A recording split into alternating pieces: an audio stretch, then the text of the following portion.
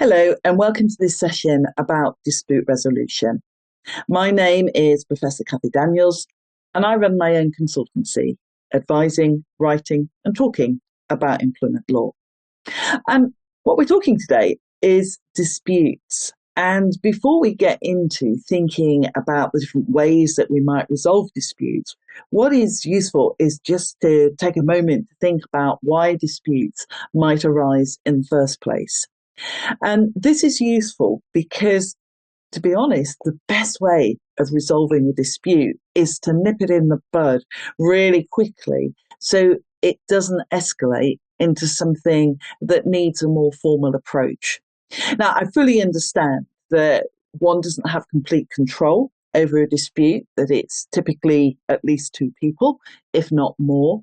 And although one side might be trying really hard to resolve things quickly and easily, another side might not be agreeing to that. But disputes occur when people are dissatisfied with something. And most disputes occur after a series of situations has built up, or something that is of discontent. Everybody knows it is, and nobody is dealing with it. And then it rumbles along and grows in size, and then it becomes a dispute. So the first thing that I would say to you about dispute resolution is, yes, there are various things that we can do once we have a dispute, and I'm going to talk through all of those. But if at all possible, try to stop something becoming a dispute. And there is the external process, and we are going to look at how you can involve external bodies. And there is also the internal process of managing something as a grievance and resolving it within the organisation. And wherever possible, if we can resolve something in the organisation, that is probably going to be better because it stops it becoming a bigger issue.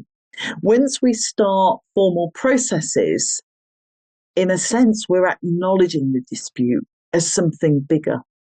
And if we can keep it contained, keep it resolved quickly, it's always going to be best. Now, I fully appreciate that it's not always possible to do that. And so what we're going to do is we're going to talk about alternative dispute resolution. So we're going to talk about the different ways that we can approach a dispute. We're going to talk about bodies that can help. And then we're going to think about some of the specific ways that disputes arise within employment and the fact that many of these will go to the employment tribunal. So if we are facing an employment tribunal claim, what are the ways of potentially settling it? Now, of course, it takes two to settle, but what are the options that are open to us?